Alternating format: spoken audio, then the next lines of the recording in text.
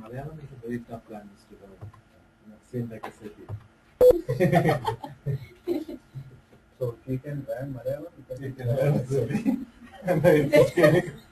Okay, I'm learning SAP. Malayalam music. What's the agenda for the rest of this? For you, Ravi is going to come. Yeah. And you're going to have 2 half-day classes today and tomorrow. Okay. Tomorrow, I think maybe like we talked to 1, right? 1 to 4, 1 to 5. Yeah. 1 to 4. Yeah, whatever. Okay. Yeah, whatever. When you and him can figure out. Okay. You said we're having 2 classes? Yep. Today's happening. Today. What time are we in? No, Ravi is going to come probably at 1 o'clock. So 1 to 3, 1 to 4, whatever you guys can do. But we'll just continue whatever. Okay. So tomorrow We'll take a break. It's about 11:30. Maybe like we'll continue up until 1 o'clock. Okay. Maybe take a lunch break. Then we come back and go on until 3, 4 o'clock. Okay. 4, 5, whatever. And tomorrow is also class. Tomorrow, Afternoon. whatever. Yeah, Yeah. I'm open. Oh. Afternoon tomorrow also we open, but we'll see how it goes. Yeah. But if I will split. Yeah. Yeah. Today and tomorrow. You said Ravi's coming at 9. Yeah. Are we going any over classes? Today, yeah. Okay. Still, yeah. We're gonna go through the whole thing now. Now we're done with the MM part. I think now we're gonna get into the FICO part.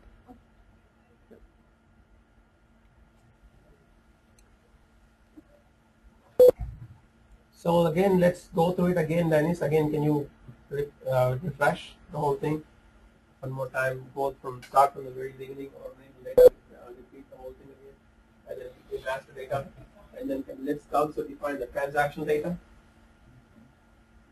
Oh, okay. Yeah. Organization data again. Just one more recap. Yeah, organization data. See, that is how the entity is set up, like they explained. Company code will be would there be a client, right? Will there be a client or about the company code, or it's just Yeah, forget the client. I mean, Okay. it's not. It's just everybody has only one client. okay. Most people have just one client. Okay. So you have company codes based on the operations, like they told, for the tax purposes, and based on the regions, how the company requires it to be bifurcated. You'll have company codes for different geographical regions, and they will have code for that particular that region and so on. And for the company code. Then you'll have plan based on, sometimes it'll be the operations, or sometimes it'll be like the store or a physical location, and there'll be a plan code for that. And then there'll be purchase organization, because we're doing MM, and for each company there'll be an organization, either they set up as a single standard purchase organization for the entire company, or they might split it based on the location, or based on whatever the company requires for the functioning.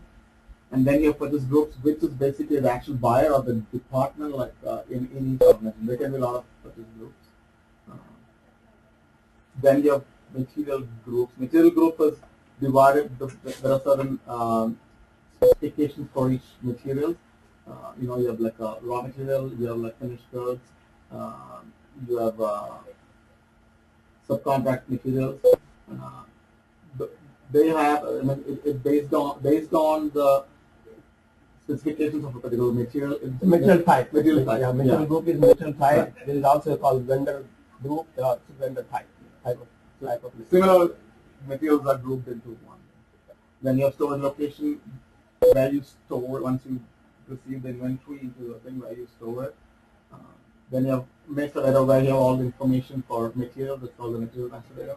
And the vendor master data will have all the information for vendor. They have a code, and they'll have their addresses and other information for them. And like material, that you can put a lot of configuration into the material you created. Like if it is you can do the MRP on that, and there'll be a number, and the number you can program it whether you can put an external number into that, or you can internally generate. I mean, you just put that thing. The system is going to generate a number. So that's material, and that's vendor master, material master, the master data, and that's organization data, Yeah. company code, plan, purchasing organization, purchasing group. And then you also have transaction data. Transaction data is nothing but the data that we create. Like when you create a PO, that's transaction data. If you have acquisition, that's all. That's a transaction. All the things that you see are transaction data that you get. So the three things. And when you go into the the various solutions website, we talk about the very basics: organization data, master data, transaction data, and those are how things are structured. And organization data you only create one time. So, it has a lot of ripple effect because it carries through all the throughout the company. You only create one time. Master data is less frequent. You still, that still has a lot of impact, but because the master data is used in the transactional data, and transactional data is obviously data that sits in there, for all of the things, everything you see is transactional data. Okay, yeah. Again, MRP is. Just repeat one more time. Yeah. So this is the purchase cycle, how we do it. So the most important thing here is the purchase requisition. You get a request for material, there'll be a quantity, how much you need and what time you need, and that'll be based on, the planning, the MRP, where you like you told you depends on the business. You'll have a reorder point where let's say a certain period of time. You need this much inventory in your stock, in your warehouse, and you set up a reorder point based on the lead time, how much the vendor takes time to produce it after you put kind of request. So based on that, you can set up that MRP, and once you run the MRP, it automatically looks in the reorder point and generates a purchase request. Which, okay, fine, I have only 200, I actually need 300, so okay, require PR for 100 quantity. So that is one way, and then like user, you can get from the user department also, and I think from sales department also, if you based on the requirement, you can get from them also PR, right? Yep. Yeah, and then once you get this PR, there are mechanisms where the PR can be actually automatically converted to a purchase order. I think via MRP, can you do that? Mm-hmm. Automatic, yeah. Otherwise, you get the purchase request and see, there's one thing called the approval process in between. I don't know whether I need to explain that. Which See, when you with the purchase requisition, see, the manager should approve whether do you have that. purchase request. Yeah. I mean, PO you can. monitoring, purchase requisition actually, can I travel point? Yeah. The other thing is, usually in my experience, if you make a purchase order or material requisition, the supervisor, he verifies it, and he sometimes say, "Oh, no need, we don't need 10, just need 3." So they monitor it. Yeah, I know. That's what I'm saying. It's called release strategy. Yeah. So you'll have like sometimes it'll be certain quantities. Okay, if the value is 10,000, your manager has to approve it. So, I mean, Yeah. that is there in between before you actually make a PO. Like it checks and balances. Yes, and the PO also, once you make a PO and get everything requirement, you know the material, you get the price based on the contract, what you'll see. Look at the info record, you get contract and selling it with the item. So from these records, you get the price for that particular material. You put that in either manual electrical, or it takes directly from the info or from the contract. And then once you create it, even for this one, the PO, if it has to be sent to the vendor, there will be a release strategy there. There will be a release process there where the manager has to approve it. Or sometimes it's like $100. The actual clerk can send it directly to the vendor. So then it is so that is the PR requisition. If it is approved by all the concerned person, it is converted to PO, and then the PO is transferred to the vendor. Like there are different means of transferring. Like you can send electronically. Just once the PO is created, it automatically goes electronically, or you can send by fax or mail. And then once the PO is received by the vendor, I mean, of course, you'll have details in the PO when you need it. That is very important. And like we told, you'll have for each vendor, when you create a vendor master, you put in all these, tolerances. Like, okay, fine. You can 5% overage. It's called overage or underage. 5% under. Sometimes. So sometimes some depends on the material. Sometimes you don't want it to overage. It's very expensive. You just need a fair one. So based on all those things, the vendor sends in, and so based on the delivery, if they need by this date, they send in the product to our dock, like you told, our warehouse, wherever our receiving point is. And at that point, what happens is the clerk or the whoever is there, the housekeeper receives it and checks like the quantity, like people the you're not worried about the quality right now because that's a different process. So you look at the quantity and all those things and see like overage or whatever tolerance is there, and then once you get the goods receipt, the product or the stock is added to our inventory. And there are background account activities, FIFO activities going on there. When you get your stock inside, the value goes up, right? You get you get 10 and then you get another 10, it's going to be 20. So if it's like $10 each, it's going to be from 100, it's going to be $200. So that, okay, you have 200. So that is going into certain GL account, which is set up, and that's called the account. You see that automatic account. So when you do the goods receipt, there are two accounts which will be. You can see that the accounting documents. It automatically creates, and that is when you receive it, the accounting documents. So this is done through automatic account determination. So and then once you receive the goods into your system, there are two documents will be released. The two document will show how much you receive, and there will be an account. There will be two accounting documents. Like we've been doing accounting, there will be like a debiting and a crediting account on that, and then there's two things: goods receipt and goods issue. What is the goods issue? Yeah, goods issue is when goods issue is something you receive goods in warehouse. Okay, and when a job or project needs a material, they request you, I need some, they come with a slip, I need this material, and you issue from your stock some goods. Yeah, to the some product ticket, so you get so that is issue. Yeah. That's issue. Yeah, and also goods can be issued from plant to plant. Yeah, and also from storage location to storage location. Transfer. And also from company code to company code. As we talked about, there is one central purchasing organization, right? Yeah. It's buying from all these things, and the other company will pay. Yeah. And then what they will do is they will transfer the material to wherever that's required. Yeah, that's why I told you before. Like first thing when the base needs some material, and if it is a costly one, first thing we need to do, we need to system and verify if that material is in stock. Yep. Somewhere in any locality, and see that if that material is available for us, then there is excess somewhere. Yep. Yeah. So they can resource it. If they can spare it, we just put a note. We need this material within this days in this location. Next thing, the logistic department of that area company can transfer you that material. in a setup, right? Yeah, same thing here. It creates two different, when you do a goods receipt, it's creating two different documents. One is a material document for inventory purposes. Yeah. One is accounting document for valuation. Yeah. Valuation in the sense, what is the debit the inventory and credit your GRIR account, right? Yeah. And those things. And also, you can also do goods receipt for non-valuated materials. Yeah. It means there is no accounting document period, there is the material document period for inventory purposes. Goods receipt can also occur when sometimes you are a company, you are not buying anything, but you are only hiring this material.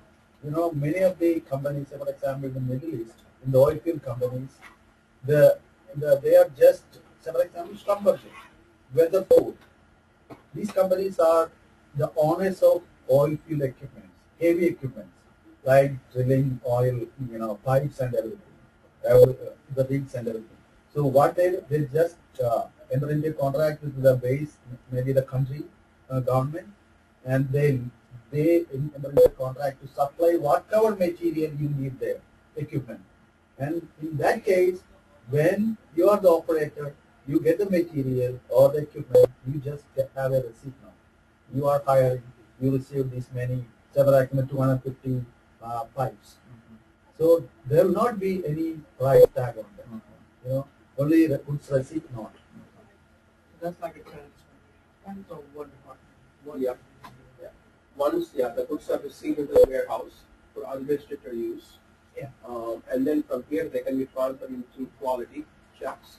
So they can be transferred to, again, a goods issue to wherever you want to move this.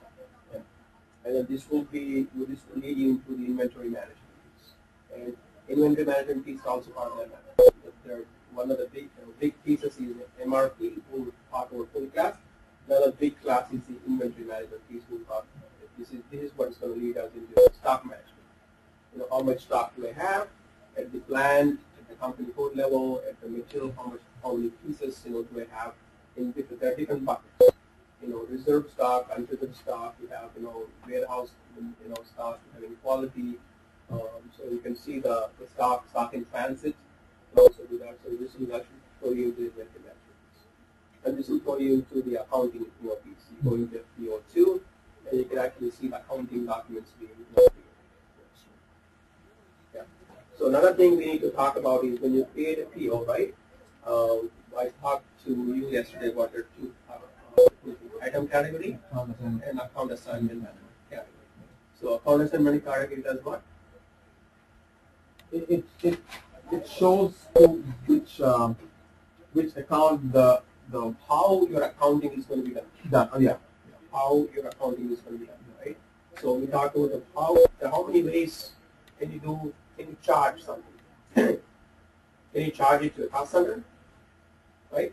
What does it mean? An expense, right? You're expensing it at that point of time, charging it to cost center.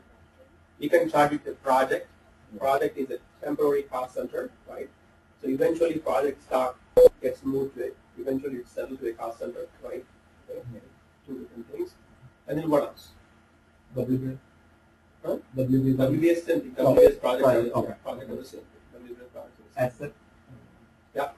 You can be an asset or an You can expense. move it to an asset. Yeah. You can actually procure, to an asset. And also you can. The basic thing is you just sending it to inventory.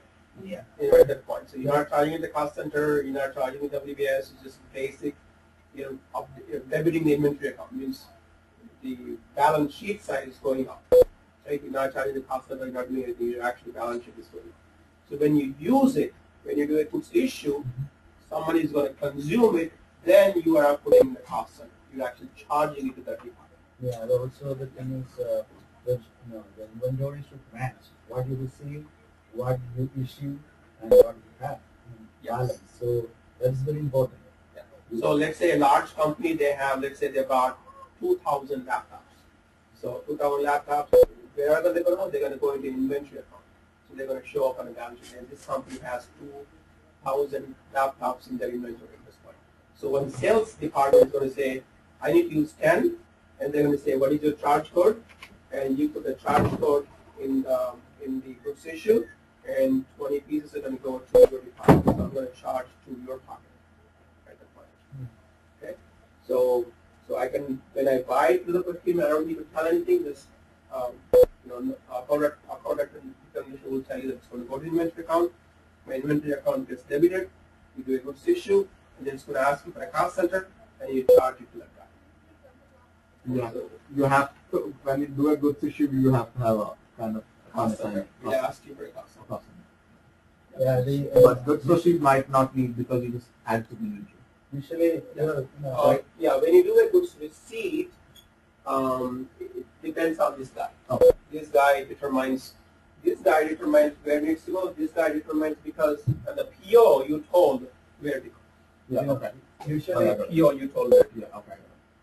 one thing, usually when you purchase an asset, there will be, a budgetary control, and there will be a budgetary document and approval document. So whenever you buy that, that will identify that document will identify that yes, this is an asset, not a daily expensive consumable item. The key things, the key 2 points, what am I buying and where am I charging it? Yeah. Right? Those are 2 key things we need to kind of take away from this. And then I don't know, this looks like accounting, but it's all MM, related. When you say where am I charging to, does that mean where you booking it? Yeah, where you book Same, it. same thing, Yeah, right? same thing, where you book it. Who is going to pay for it? Yeah. So the thing is actually, I can give an example like. Yeah, eventually somebody is in your department needs to take the ownership of the house. There are some things that is generally used.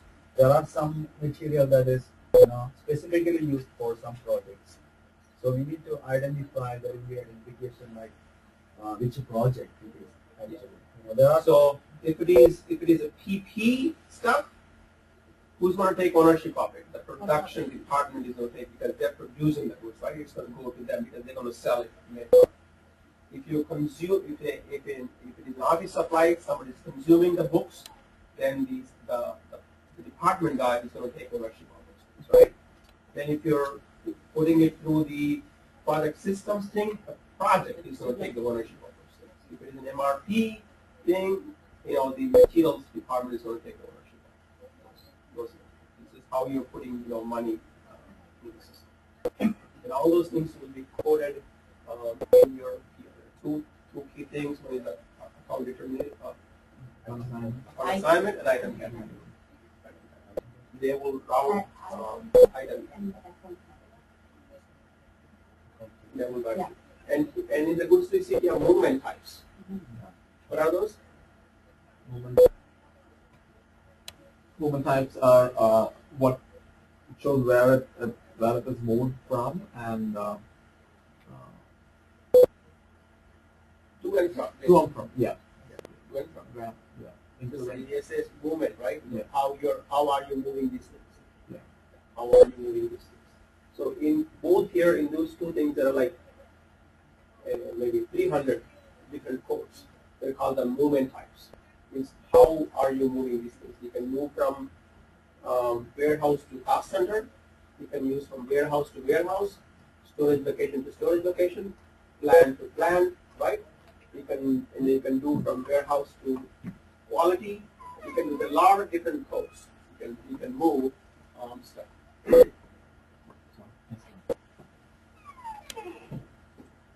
So there are like a lot of them, like maybe almost like a 900 codes. Around here, they'll dictate how are you moving the goods, and that will determine the outcome of these things, where the stuff is going. And this is a very, very complex key configuration. This is a very key configuration, and this is a very key configuration here, and there's also a lot of key configuration behind the scenes. This is easy stuff. Creating the PO is kind of pretty easy stuff. Creating the requisition is pretty easy stuff. Creating all these info records, contracts, and all these easy stuff. The key thing, the bulk of the logic is right here is the bulk of the logic is right. And then that's pretty heavy. Maybe you need to do a payment process. A lot of configuration. Okay. And again, that's FI, that's MM, and now this entire process is called VIM, VIM, Vendor Invoice Management, and depending on how you want to slice it, it's part accounting and part MM. The whole entire process called VIM, Vendor Invoice Management, and this also includes, it also includes receipt of invoice. Paper, scan, EDI, how you receive it, how you sending it, how you accounting it. So this is the whole invoice management cycle. Right? Is it clear? Is it picture? Any doubts? The tolerances, are they determined at the contract level or the PO level? These are for the PO. These are the PO tolerances. There are two tolerances. There is the PO tolerances, and there is also invoice tolerances. You can do both. But they should be in agreement with the company finance and company, what is that called? Policies, right? Yeah. Yeah. That's all. Yeah. And company policy, mostly this is by the material type. By what kind of material. Material, okay. No, for the invoice, actually. Sorry. invoice is always coming to Finance. but they will set the tolerance. Tolerance. Yeah, usually always we set how above we can go, how below we can adjust, or we can settle later or pay right now, like that. It depends on policy also. Policy from finance management.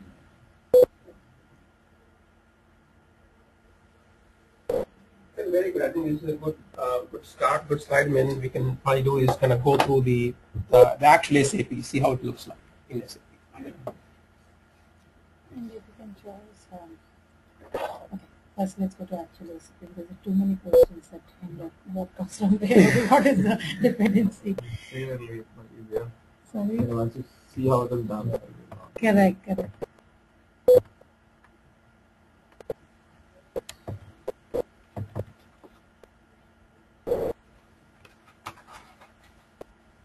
It's about 50. Rabbit? Oh, I don't know. I just it's like a small, USB thing, and it seemed to be working actually. Yeah. I only tried once. Oh, okay. And using it also. Yes, And yes. No, I have not seen. No, I have not seen internet. I've seen a lot of English ones. I didn't play around with it much. Oh, okay. Yeah, but I did see a lot of I wasn't sure they were live or they were recorded. I just wasn't sure. Like Java is stream. Yeah. But they do have like tons of channels.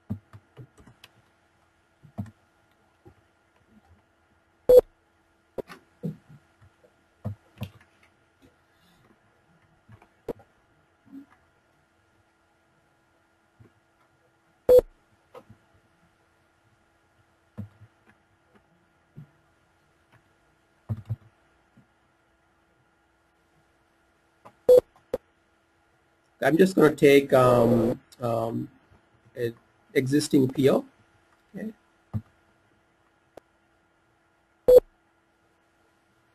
So I'm just creating a new PO. I'm just adapting, copying an existing PO back into a new purchase order.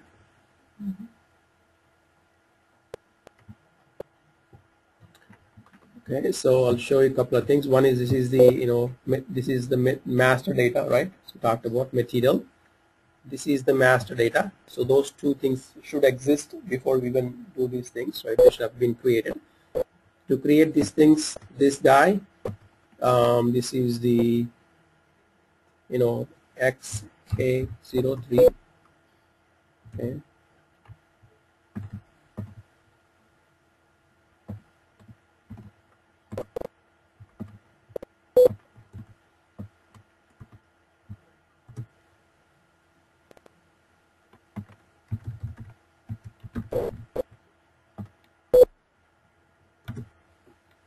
So this already been created, right? I used transaction XK03 to look at my existing vendor. So again, we'll get into the details of those things. So don't worry at this point. We'll actually, look at the vendors, vendor groups, the configuration behind the scenes, how to upload it, how to download it, and the whole thing. Okay? So that's the XK01. And then this is the material. So the basic transactions are what? MMO3, right? Dennis? MMO3? MMO is to display. MMO3 is for display, yeah. I'm just going to go, just show you really quick. I'm just going to get out here. MMO3. And it's pretty, complicated, master data. And 1000 maybe, no. So let's see, which plant is he buying? Let's see, it's 1000.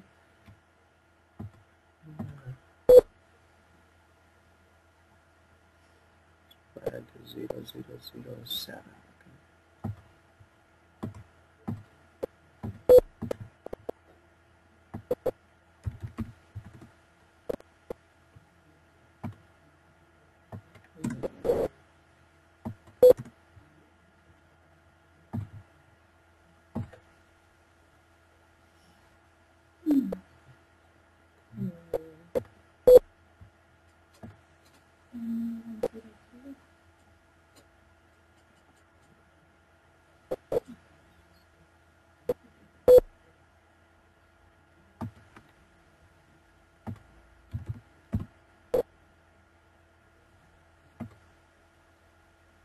Isn't it 307?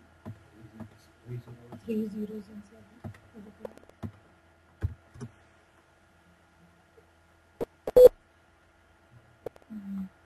plan.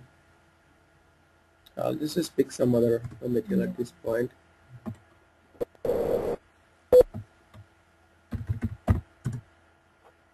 Okay, so we have this material. All these tabs are views. Okay, they're just material views.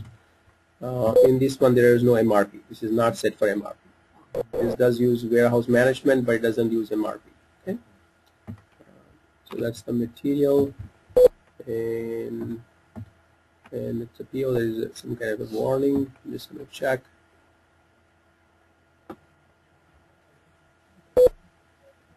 Looks like everything is clear. And right now you don't see the, in that circle we saw the PO status, or where is my, I think this is the circle that we talked about, the PO monitoring. Right now that tab is not on because there is nothing, we have not created anything. Usually there is a tab called PO status. Okay, you don't see the tab here. And here this is being, there is nothing. It is blank. This is blank. Okay. The reason blank means that this is going to go to inventory directly. Okay, inventory means I'm just going to charge it to an inventory account. Okay, so it's not being charged to any single person. A and I column is to assign the booking. Yeah, booking, exactly. Yeah, booking, charge codes, how it's being, who's going to pay for it. Yeah, kind of. Who's going to pay for those things? Default is inventory. Default is blank. Yeah, blank means I'm just gonna buy it for my inventory. So I've just created this point. So my PO is created.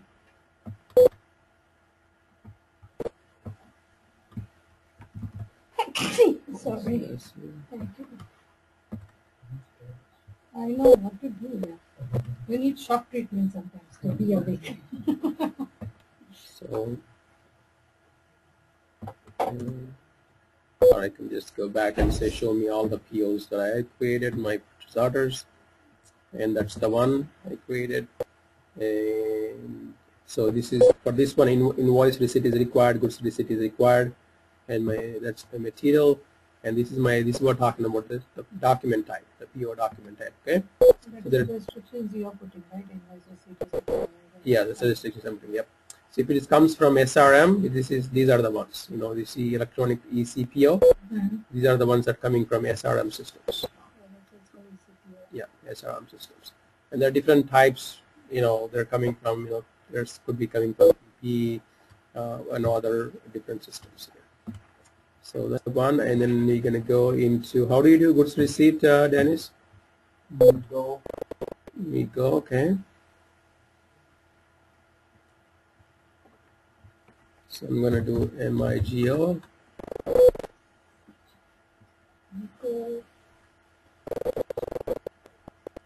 So at this point, when I create a PO, did my inventory go up? No. Sergeant, did my inventory go up? Yeah, until I receive, nothing is happening, right? So I got my purchase order there. Okay, how many pieces am I buying? 10 pieces, right? So what is my material here? This is M something, right? M001.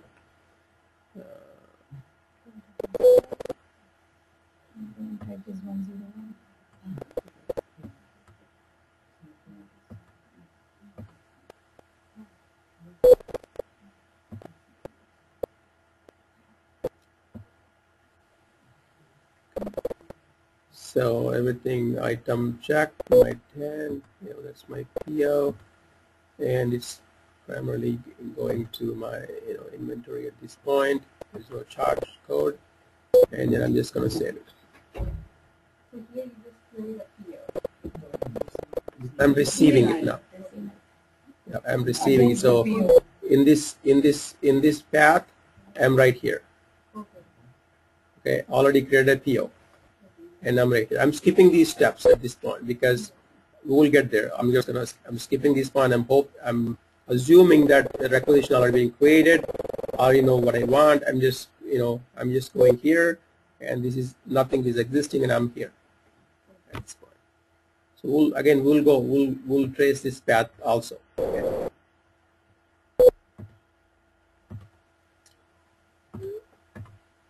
So my material document has posted. See? So what is a material document?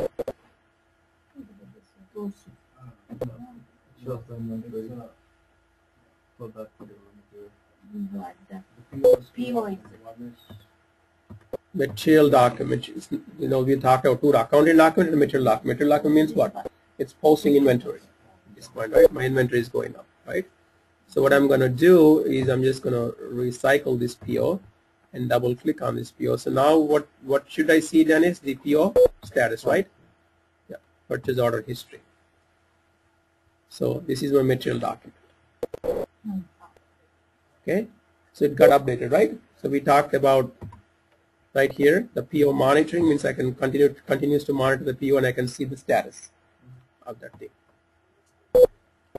So right here it's updated. So this is my PO, that's my material, that's my vendor, now that's my material document.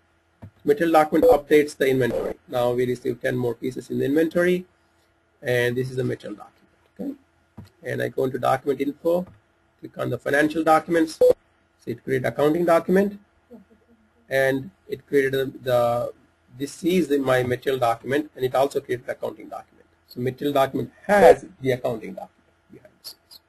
So when I click on the accounting document, what did it do? Debit, inventory, credit, my GRAR. That account document automatically is produced. Yes, all these goods receipt produces material document and accounting document. Because they already established that relation for those documents. We have configured the system. Configured the Yes. system. Yeah. We have configured the system to create all those documents.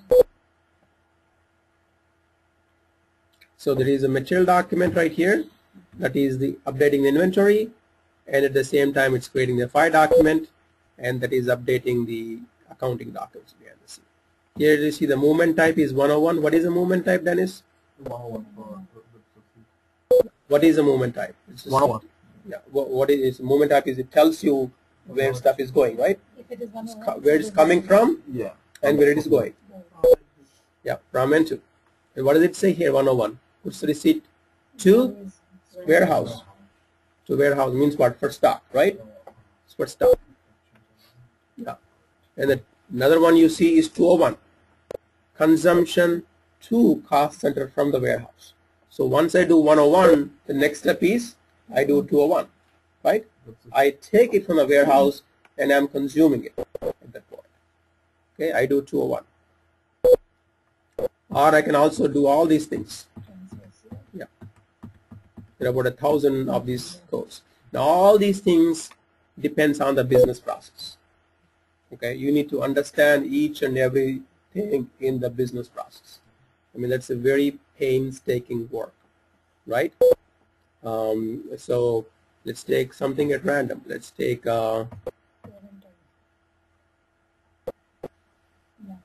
What is that? From the, see, you have put it in the blocked inventory because of some quality issues, and you are withdrawing it from there for scrapping. That means you are going to discard it and not take into good inventory or for sale. So scrapping means what? You're just going to write off the inventory, you are going to write off the inventory. You're just going to write off the inventory. Comply with the documentation for scrapping. Yeah, write off the inventory means what? You're just going to bring the inventory down and send it to some loss account. Absolutely. Yeah. Right, some loss Salvaging. account. So does it affect my material costs? Yes. Everything, yeah. It reduces your inventory. Reduces inventory, and your balance sheet will go down, and then it's going to book it to some kind of a loss account. So, right? so block stock is part of the inventory, or it was in a whole? It is part of the inventory, but it was blocked from being used. For good. It was on hold, yeah. It is in your warehouse, but it was blocked, and nobody could have used it. Okay. Yeah. Because it was not inspected or quality. Because it was bad. Yeah. Because It was qualitatively it inspected is, and found bad. Oh, and then it was.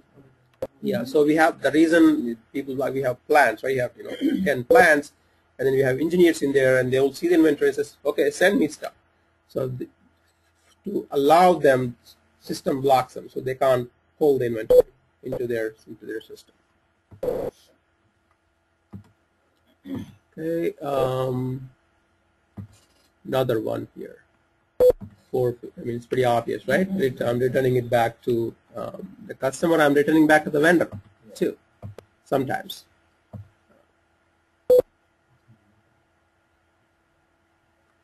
And what is that? Consumption for asset from warehouse. What does that mean, Mr. Accountant, Saju?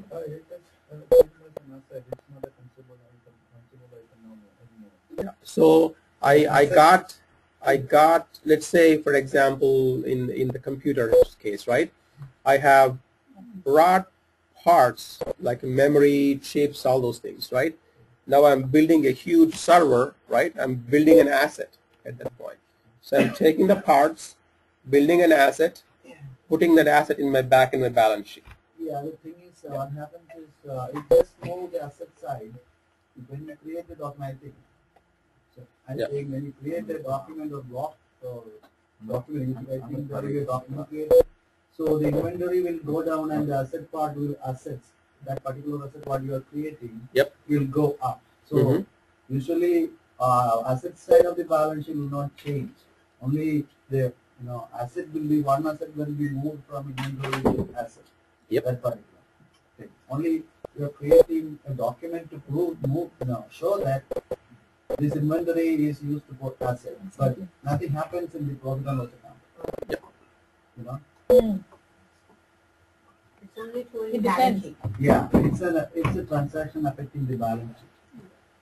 So there are lots of things. I mean, returns to the purchase order, return delivery to the vendor, goods receipt to block stock means you're receiving it immediately goes to block stock because I want to inspect it later. Okay, so you could do a lot of different things. So you could set this as a default actually. 107 would be when you do a goods receipt. Instead of 101, I'm just going to do 107. Okay, that's your business policy because I want to inspect everything before anybody gonna pull it. Also, sometimes there will be value add done, so you need to keep them in block. Yep. And do the value add and then bring it to the workshop. Exactly. So when you're a consultant, you need to do all these things. You need to maintain this in a spreadsheet when you go to the business process, and you need to draw the business process, talk to the people, warehouse people, materials people, accountants, project people. There's going to be a lot of people involved, right? You talk about what do you do in a given business process. Write down these things. So I need all these codes now. I need to configure these 50 different codes in my system. And then each of those things behind the scenes does something, right? It debits something, it credits something, right? It's doing some math behind the scenes. Just like when you think that there is some obsolescence or spoilage, something like that. Yeah. And you create a document or something like that. It goes in a two-part. It will bring down the inventory. At the same time, it will create a document for an expense like spoilage in the profit and loss account. Exactly. So that is for you. Two effects. What? Yeah, it has two effects. One way it will create a document that brings down the inventory because it's a spoilage or obsolescence, but whatever the reason for that loss, you cannot, it's a loss to the company. So it will create a document, one part inventory will be coming down, and maybe a loss, normal loss or abnormal loss, whatever is the reason, okay, it will bring down the profit. So there will be a debit or expense in the profit and loss accounting to create that kind of. Also in the materials management, their stock will be going down. So just like an issue, you create a document like an issue document, material issue document to bring down the inventory stock level. Let's say I'm just gonna, you are a consultant, you just go in there, and then the first assignment you're gonna get is, hey, you know, we have a new business process. What we're gonna do is we're gonna take inventory from the warehouse, okay, and we're gonna talk to a logistics provider, expediter, okay, logistics. He's gonna, because I don't have any trucks, so he's gonna take the inventory from one of my warehouses and take it to my one of my plants. Okay, so in between, sometimes, you know, those material could go into his own sub warehouse vendors, you know, warehouse also. So what do? You need to create another movement type, right? You know, goods issue to vendors, you know, warehouse, whatever. Even though it's vendor's warehouse, you still own the material. It needs to show up in your balance sheet, right? It's temporarily in transit, right? Temporarily in transit. So you can create that as your own plant, like your own, like another one of your, you know, temporary plants to show the material, and then from there it's going back to your own plant. So you create that as like a temporary, you know, interim, you know, plan. So you can see that it's not translated into revenue yet. That is what. So you create another movement type. You know, it's 801, 802, 803, 804 is open. Okay, so you take 803, you copy to 804, right? Okay, and then say this is almost, you need to treat that as plant to plant, kind of, but change the description saying it's going to go to the expediter. Okay. So you won't have that, you know, so you'll have to create some movement tabs on your own. Yeah. Customized. Absolutely.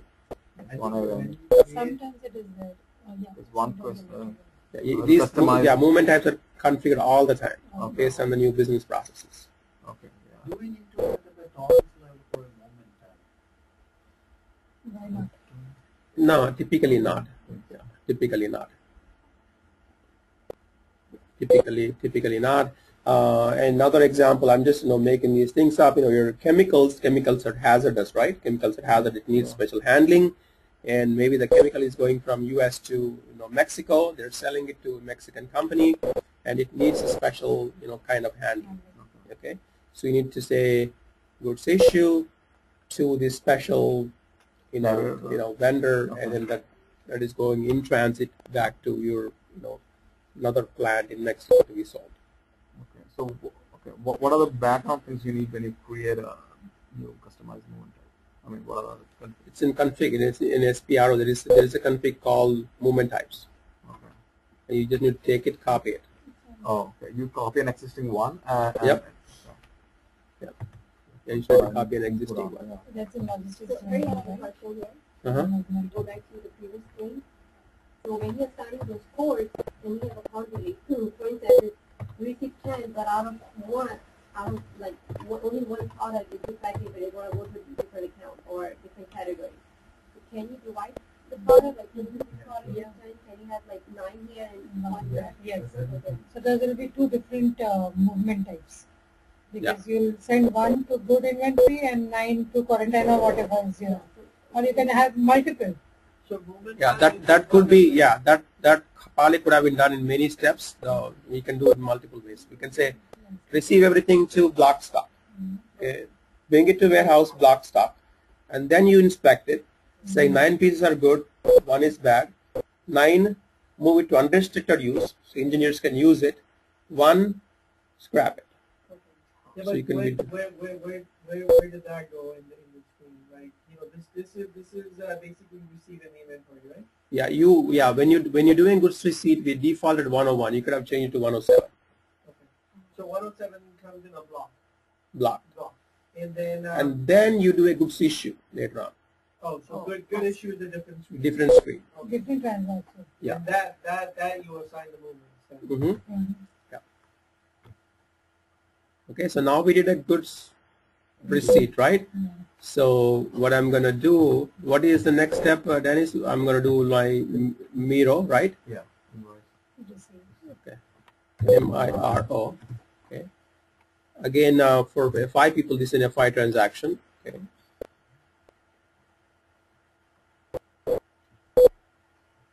Okay. I'm just gonna put my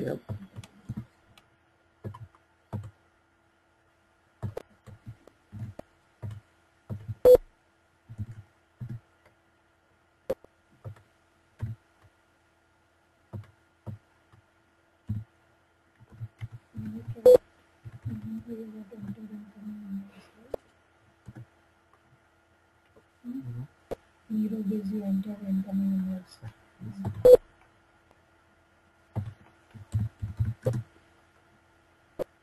okay, it's green. I have my invoice date, posting date.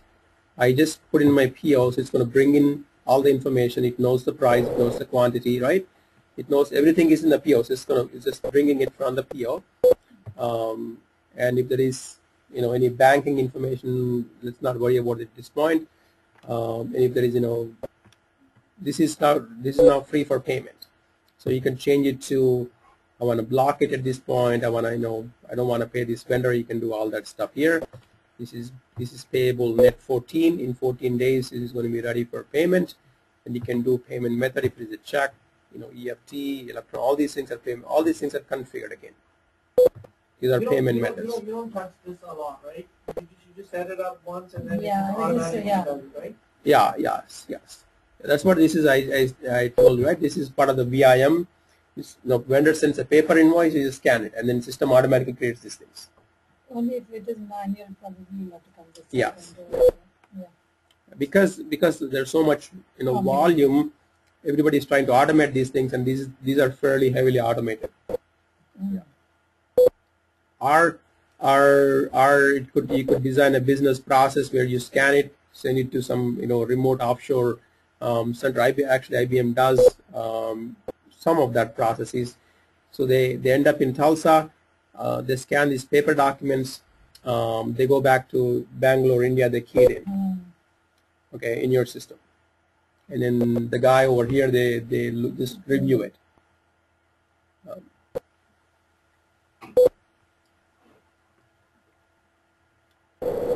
Okay, and now I think this is ready to be saved.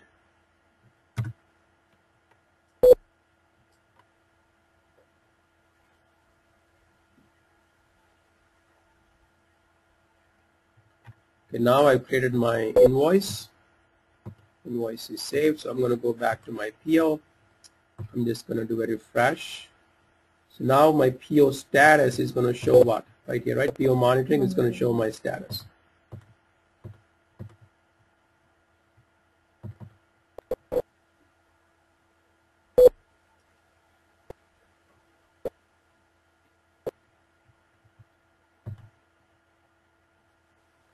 See, I see my goods receipt. Now I see my invoice receipt. Right here. See, movement type 101, goods receipt, invoice receipt. If I click on it, it's going to take me back to my invoice. Okay. I click on my follow-on documents. It's going to create an accounting document. Now it's going to do what? It's going to reverse the GRIR, right? And it's going to credit the vendor account. So I owe this guy. It's still not paid yet. I owe this guy money at this point.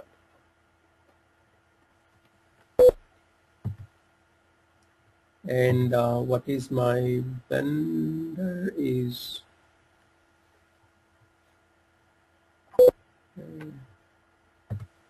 documents, accounting documents,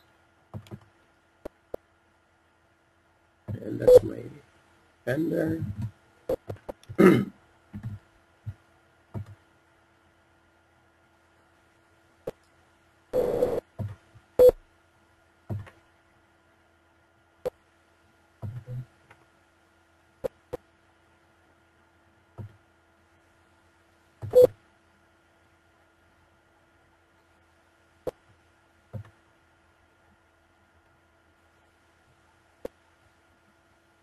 So our guy is right here. So this is red, means it is open document. Open in the sense it is yet to be paid. It's okay. Where is the status here? You type BBL1N. Hmm? You type BBL1N. Not VB. This is FBL1N. Oh, FBL1N. These are shortcuts. Shortcuts. Yeah. Transaction code shortcuts. So now it is showing that these are the open items, and I need to pay this particular vendor. All these invoices from this guy are open, yet to be paid. Really, I have never looked at it. This is the end user side open? This is the end user side. No, the same question is how much of transactions are we expected to know as a A transaction? handful, A handful, yeah, which like are most effective. most. Yeah, you will know it. I mean, you will know it. I'll make you learn. Bang it in glass. So right, at least I think you already know. I think it looks like you already telling something. Say FK01, right? XK01, MIGO, MIRO, ME21N, FP1N. You already know a little bit, right? You already know quite a bit. So by the time the class is done, you'll know quite a bit. Yeah. This FP is not applicable for everyone, right? So, But we need to know. This is also applicable to you. Yeah. so that you can pull up and Now we see have to, if there's anything pending or. document invoice, posting for the content. Yes, no. Because, for example, if the vendor stops supplying, Yeah. then you To will- clarify, the invoices are two different types. There is an FI invoice and there is an MM invoice. Okay. MM invoices have a reference to PO. FI invoices don't have a reference to PO. Means the reason they're called FI invoices means not everything is contractual. Some things you just pay. You just pay because it could be, I don't know, it could be travel expenses, or you just got a training from somebody just the one time. Okay.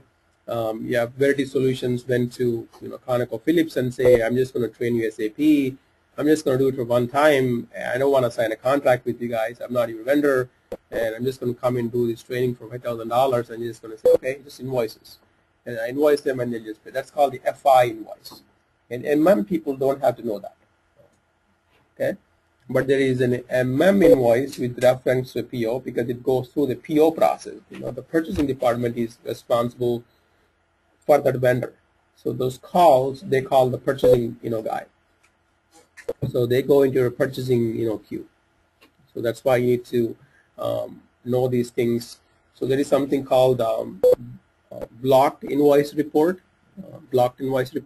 So all these invoices, when they come, they're in a block status. So you need to, if you go here, you'll see that they're being blocked for payment. And those are purchasing invoices. Is that clear? The FI invoices and the PO invoices. FI invoices, yeah, your FI people need to be worried about. The MM invoices, everybody needs to be worried about. Okay, for both teams.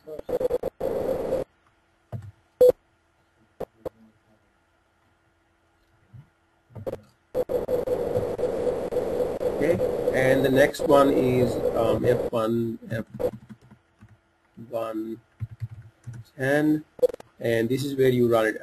I'm going to defer this to another class. So this is a payment program. You run it. So what it's going to do is it's going to pick up those 25 invoices that are yet to be paid. It's going to pick it up and it's going to pay a check. That's the finance thing, right? Or Yeah, that's a finance thing. Yeah. Automatic payment transactions. Program. Yeah. So these scenarios are actually based on the user requirements and the vendor relationships that exist in organizations. Yes. It's a long-term strategic vendor. You do a contract because it's why is the need to do a contract, Dennis? Why do you do a contract? What is non-contract? ease of administration is one thing which you do a contract for on a purchasing point of view. Because you don't have to send the P all the time once you have this thing. You can just release it once you have a. Release it, okay. I mean, you can go Controls perspective. Yeah. Controls perspective. Because if you have a P contract, you have controls. And commitment. Yeah. And, Yeah, basically, yeah, it gives you the governance, it gives you the structure, it gives you the controls. You know, purchasing would like 100% of the spend go to the contracts. Yeah, that's the ideal goal. Because if you have a contract, you can report it, you can see who's spending it, you have control over it. You know, it's called the frivolous, you know, spend, maverick spend. Anything that is out of your contract is called maverick spend. Means you're just spending without any controls.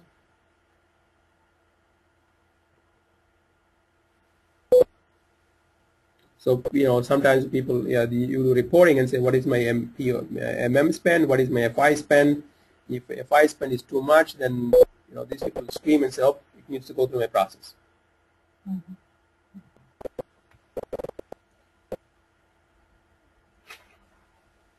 Because you're going through a legal process. You're going through a big review, you know, instead of somebody just invoicing you. It could be your brother. Your structure for your structure. You're going through evaluation. You're evaluating the vendor, looking at the financials, process for everything. SOX controls, governance controls, and all those things, right? Yeah, I could, you know, you could be, you know, a accounts payable guy in Chevron. I could be your friend and say, I'm just going to keep invoicing and you keep approving me. Yeah, the thing is when you one thing like for any purchase, there will be policy like you need to get at least this many for a purchase. You need to get at least this many codes.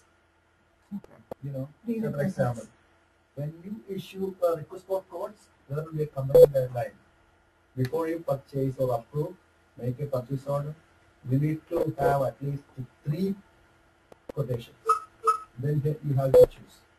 There may be another guideline like, you know, there are some good vendors, and if that vendor can supply the same material for the same price, no need to issue any purchase order. Just ask, hey, we need this much. Just issue him a purchase order. So it depends on the controlling perspective, you know, the policy, mainly the policy. The higher management will decide what should be the purchasing policy. So this is always, you know, otherwise anybody, your friend can issue or the market price. Actually, the price material may be $10 and these are charging say 15 and share the difference. It's happening. I had that guideline like you need to get at least 3 purchase orders. And I'm sorry, yeah, the codes. Codes, you need to have 3 codes to be attached with the purchase order. So you compare the price. Yeah. That means you worked on that. Yeah. You got the different price. It's a competitive bid. Yeah, it's a competitive bid. Also, contracts are essential for analysis, subsequent analysis. Subsequent analysis, controls, governance. I mean, when your PwC auditors come in, they see huge FI spend, they'll scream at you. And SOX compliance from different angles. Yeah. What is that? SOX, SOX, right? SOX, SOX. Yeah, that's a qualitative inventory check, and there are bodies to do it, regulatory bodies. Okay. Oh, really? Okay. So do you have assignments where you just give us a scenario and then you want us to work on it, or like creating purchase orders? Absolutely, yep. You're going to do all these things, yep. Okay. Everything I'm showing, yep, you're going to go and repeat all these things. And we have exercises in our documents, lots of it. Yeah, there are lots of, when we go through these things, there's a lot of exercises. F110, yeah. Automatic payment transactions. Yeah, this afternoon, once we take a lunch break, we'll probably get into a lot of those, details. Yeah. I'm still at the very, high level, showing you, the business process and, making sure you have a good foundation and things like that. Yeah, this is the, we're going to go through purchasing, we're going to go through inventory management, we're going to go through logistics invoice verification, we're going to do physical, inventory, we're going to do valuation, we're going to do MRP, we're going to do service entry sheet, service master, material master, we're going to do all these things. and go through all the different steps. So that's basically everything in MM, right? That's basically everything in MM. Yep, it's all MM.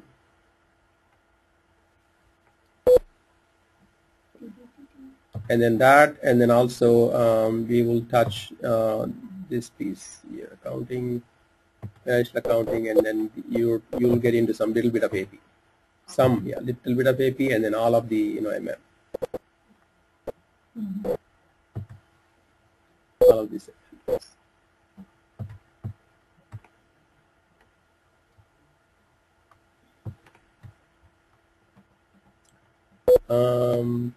Okay, we saw how it looks like. We saw this one. Maybe we'll buy another picture.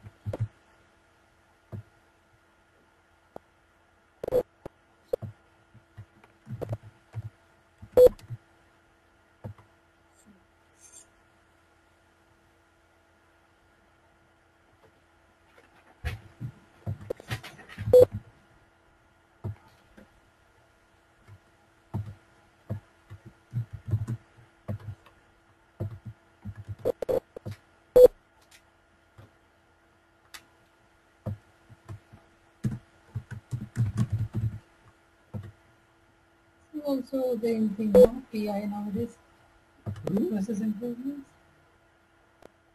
change management, process improvement.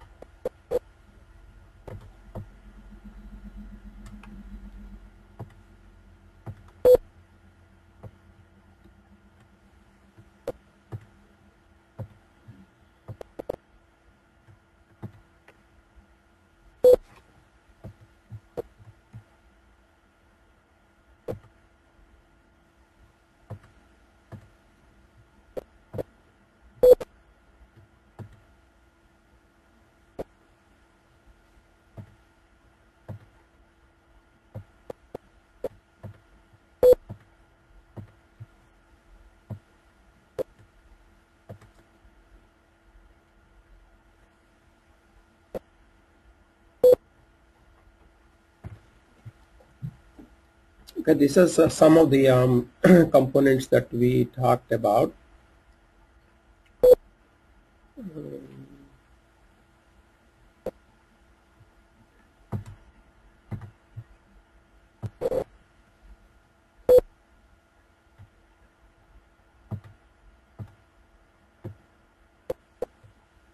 And don't get too worried with other things, because other you don't have to know all those. You just need to know what they do, because there are experts in those fields that take care of those things.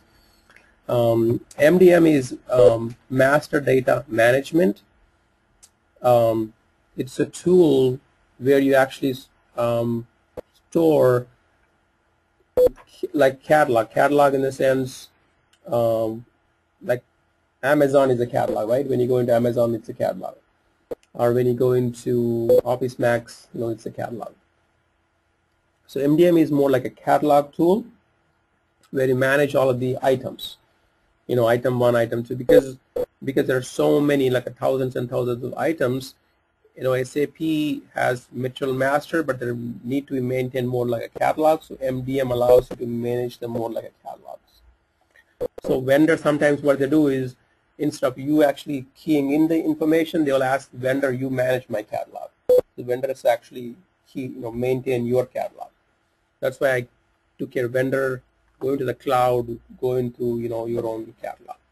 So what happens is that your inside employees, engineers, all those things, they shop based on the catalog. Okay. So, and when I say, oh, I need pens, I need pencils, I need books, I need notepads, I need cell phones, all these different materials that are typically used, those are in system called SRM, but SRM pulls them from a catalog. It's almost, SRM looks like Amazon, Amazon.com actually, but it's internal to the company. So SRM means that, your own people, your own people, yep. It's supplier relationship management. Yeah, it's company's own Amazon.com. And then typically they ask for MM/SRM consultant. In your case, they just said MM consultant, but most cases they say MM/SRM consultant.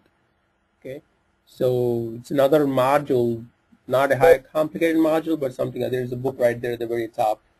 You can grab it and read through it. That's an SRM manual. Just another. It looks like it's a web-based stuff. Mm-hmm. So it's a web-based thing. This looks like shopping cart. This looks like Amazon. Icons. The cool. The pictures. You can see the pictures, graphics, and all those things. It's more like catalog versus what we saw here. Like this. Does it look like a catalog? This one. MMO3? No.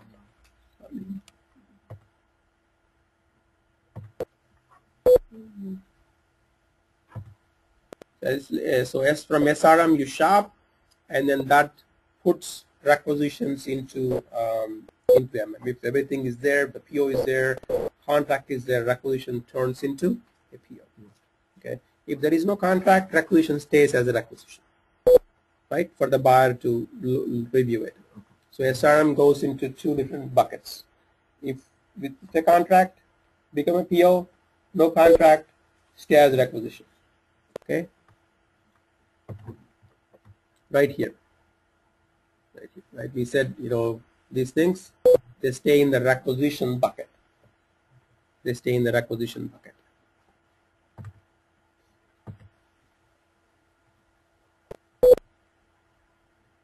Okay. And that is ME51. So all of the open requisitions sit in a large bucket called ME51.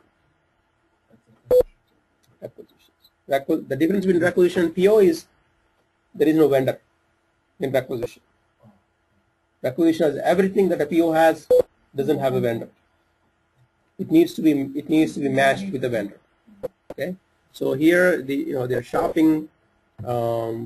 If for that particular item, for most cases, if you put something in the catalog, 99% you better have a contract, because only the contract guys can put you in the catalog.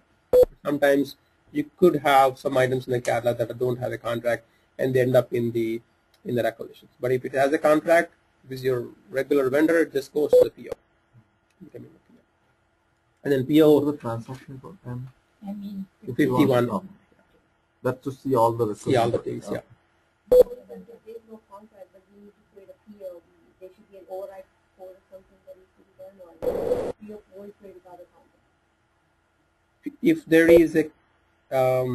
there is a contract, and if you're shopping, let's say you're shopping for a cell phone, and if your company has a contract with Verizon, and Verizon, gave you a cell phone is $49 for your company, and then the SRM looks at the contract, yes, and then creates a PO, and then PO directly goes to the vendor, and then vendor is going to ship you, just like Amazon.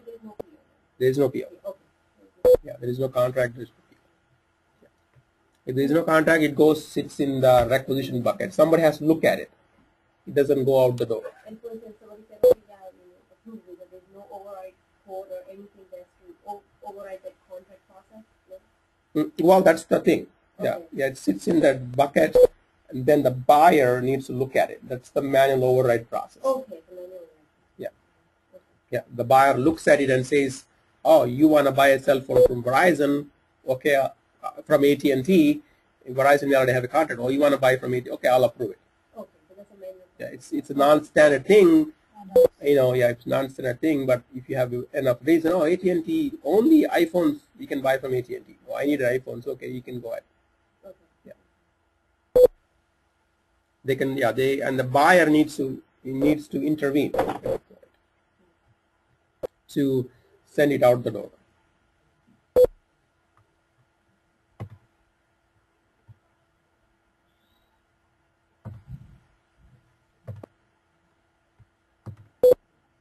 So MDM is a catalog that goes into SRM. SRM goes into MM. Once the goods issue account documents are sent, they go into FI. And when you create a PO, it also makes a connection. When we didn't see it, but it makes an internal connection to something called Sabrix. This is a tax software, Sabrix. So it determines if the taxes are required for something that you buy. Say, if you're buying a laptop in Texas, obviously you need to pay 8% tax, right? If you're buying it in Maryland, you need to buy 13% tax. If it's in Michigan, you need to buy 6.1% tax. The system determines that depending on the material type. It makes a call to Sabrix and to an RFC connection, gets the tax code for that particular material and puts in a line item. Material management manages that, or some different So it's a different. It's not. It is part of the SAP, but it is. I mean, a good MM consultant should know a little bit, but there are separate Sabrix consultants.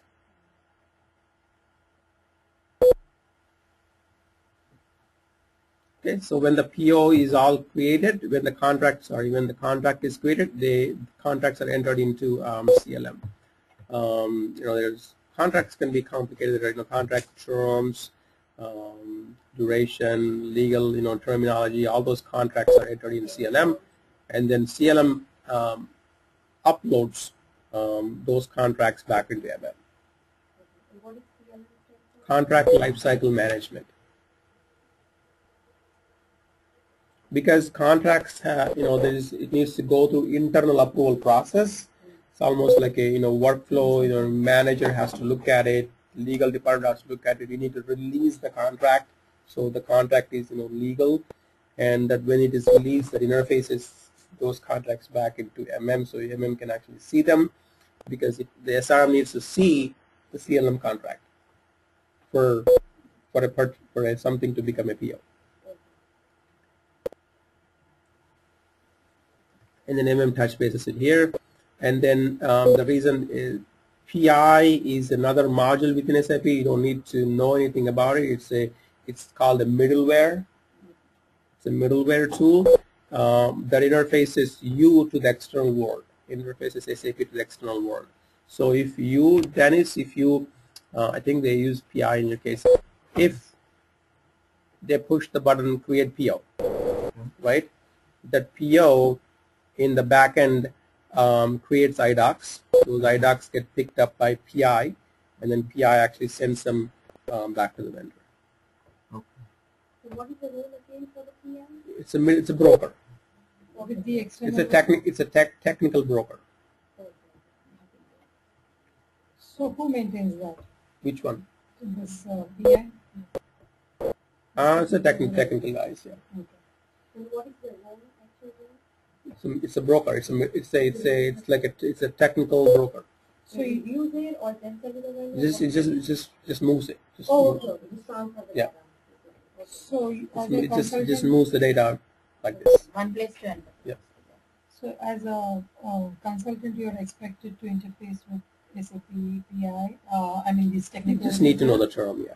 But because the documents, your documents are going to the vendor through the PI. Okay. POs are going, invoices are coming, ASNs, anything, all those things are going through that thing.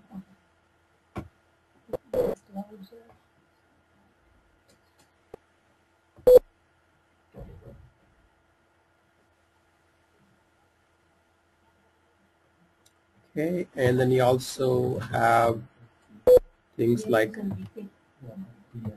What stands for PI? process integration, server.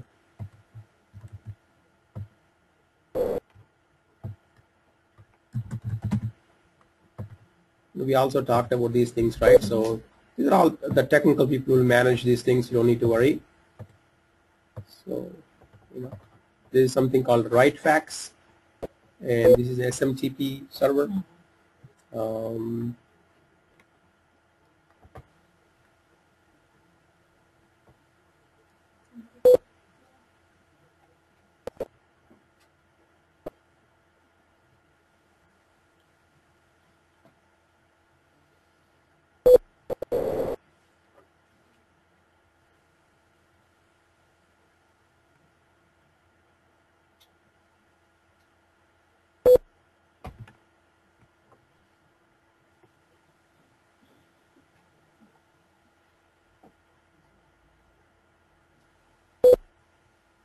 Right. So, Dennis, could you kind of review the whole thing again? Could you, in your own words? Okay. So we start from MDM, which is the tool called Master Data Management. It is used to store the catalogs from which the SRM takes the catalog and where the buyer can actually choose his item, whatever he wants to order. And once he chooses that, if there is a contract placed for that particular item, it goes to the backend SAP MM system and creates a PO. Yes, so that's it. So MDM has the catalogs of whatever items. We already have a contract. Like he told you, we'll have a contract if you have a catalog. We'll have a vendor. Like, okay, all these things are there, so you don't have to go for RFQs at the time. No quotation. Just go there. Okay, fine. This is it. And then what happens is the SRM system, communicates with the SAP MM system by RFC. So, and then a PO is created and the PO is sent to SRM and then it goes to the vendor. Okay. And CLM is like the contract lifecycle management, which he explained, like, when you have a contract, you need to have a contract for SRM to function actually. So that, and then PI is what we call process integration. That is the middleware which facilitates transferring of the ECC system, any document from the ECC system, SAP system, to external systems. Like, for example, you want to send a PO to the vendor. Automatically, what happens is that PO is created, made into iDocs, and it is sent using this process integration system to the vendor system. Okay. And another thing is Sabrix. Sabrix is which stores the tax information for items. So it is, as he told, it's a different system. It is maintained by, and it's in SAP, right? Which one? Sabrix. No, it's outside. It's outside. So it's an outside system. So once the PO is created, the items are there in the for which you create the PO. The ECC contacts, it's in, pushes that thing to Sabrix, collects the tax information for that particular item, and then pushes back to the PO, and the PO is created, and there'll be a line item for showing the tax for that. That's one thing, and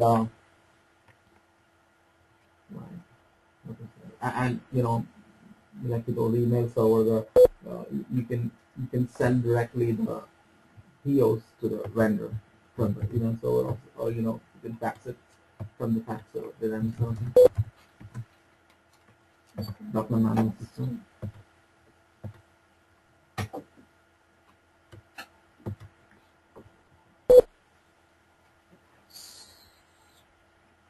Yeah, and the MDM, is it connected via cloud to vendor? Yes, Hiring yeah, software? it is connected to the vendor, but MDM is a sub. It is SAP, but it's a separate instance of SAP. Okay. So the vendor gets the info of the catalog from MDM. Is that how it happens? Yeah, vendor kind of they usually log in. Okay. Yeah, They have a portal for that. Yeah. Oh, okay. Yeah, they usually log in and manage the catalog. Okay. Yeah, that part. So the vendor maintains the catalog and puts the stuff in the MDM so that the user can go in there and whatever he's changed or that items he can have. Or somebody from internal also can do it. So Somebody. NDM, CLM, SRM, do you have like outside software? All SAP software But with the exception of Citrix. with the exception of Citrix. Okay. Citrix also technically considered an SAP software because they're approved product. Usually SAP resells Citrix. Okay. Oh.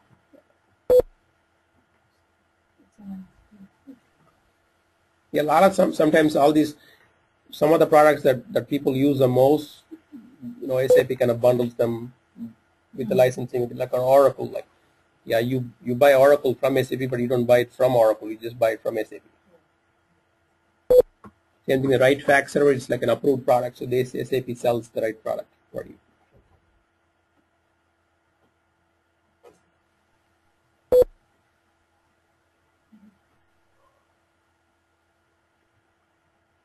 Yeah, these two are like very like a technical. You need like a little bit of computer science degree to do these two pieces. And obviously this piece again, you need like some accounting background, and CLM probably you could.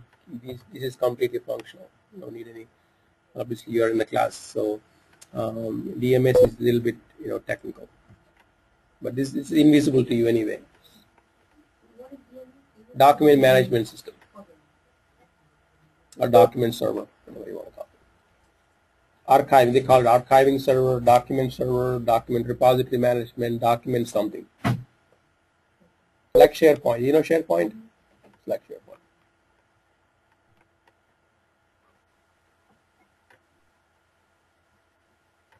And this is more like Outlook. Outlook integration, something this is called how to write fax. You intend to put another box. There. Spaces down. Yeah. This is like it's either sometimes people give it to the vendors to manage it, or sometimes you just do it internally. Oh, okay. You can assign some people, and then some guy here does it.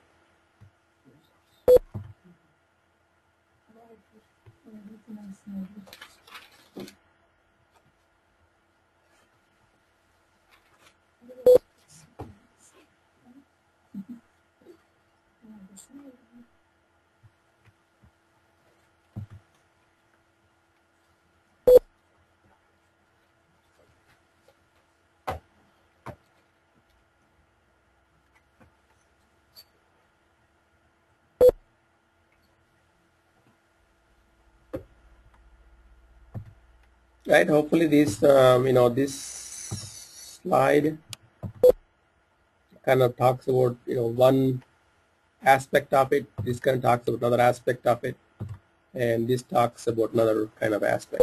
Same thing, but they're kind of different flavors, right? You see here. I mean, we're going to get into all these details. So there's something called the message issue, right? Yeah. In the PO. Yeah.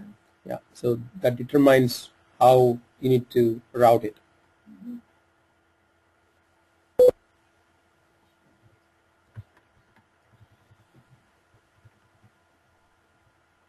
Yeah, the goal of MM Guy is to optimize the process, because there are thousands and thousands, and every day I talk about like 5,000 requisitions coming into the system on a daily basis. So your goal is to optimize the process, so that you need fewer people to do this thing.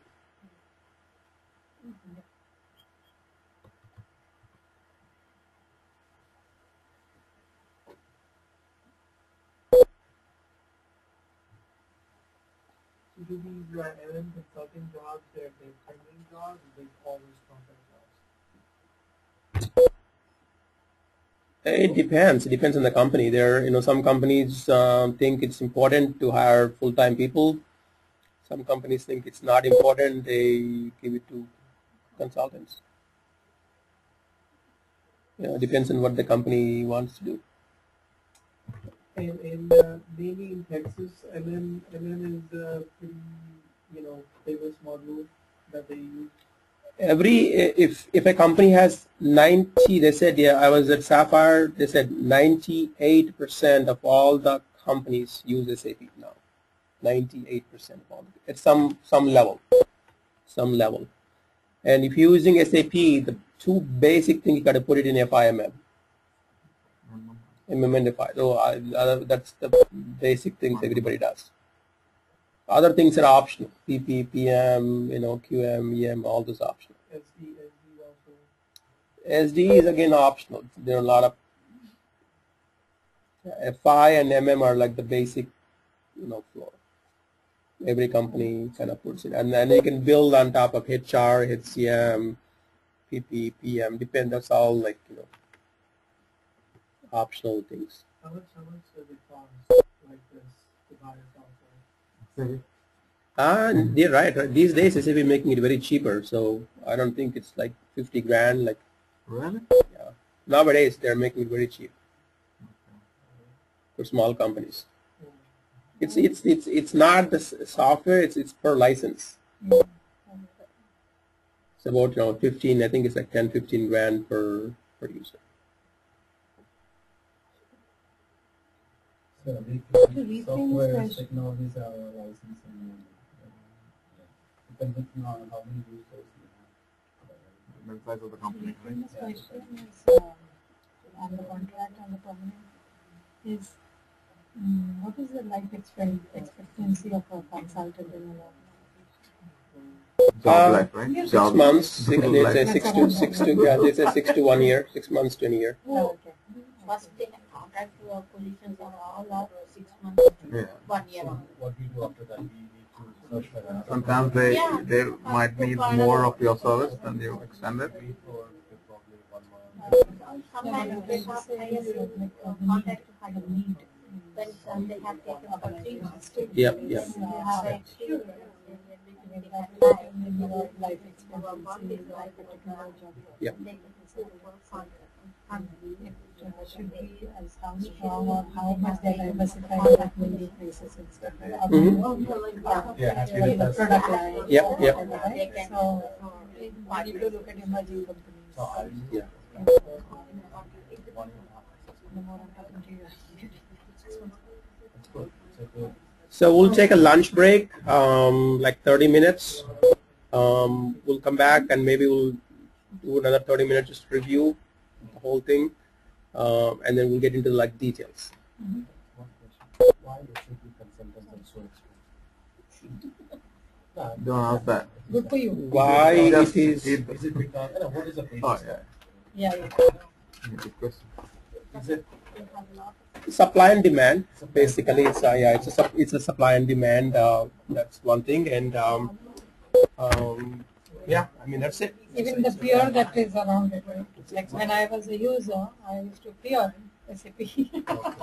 Yeah. It's supply and demand. It It's reduces the end users. You don't have to have a lot of people to put in all these things. It's an automated process, right? So the consultant does that. So you can leave your laptops here. I'm going to lock it. If you come early, you can stay outside. There are sofas, couches. what time we back? 30 minutes you said, right? 1:45? Well, about 1:10. Let's meet at 1:45. Let's meet at 1:45. Hopefully, I already paid him. He will probably come. You guys can grab another classroom. Okay. Okay. Let's go. Locking it. Yeah. Yep, I'm He's locking it. locking Yep. the room, he said.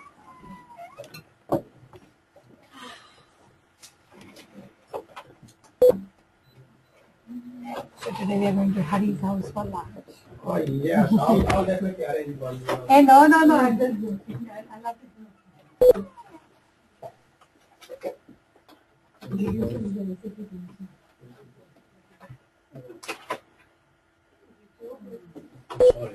problem. This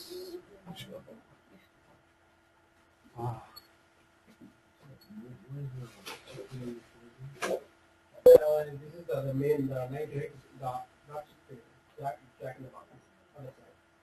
It's very ashford. Little bit. Maybe like 5 minutes.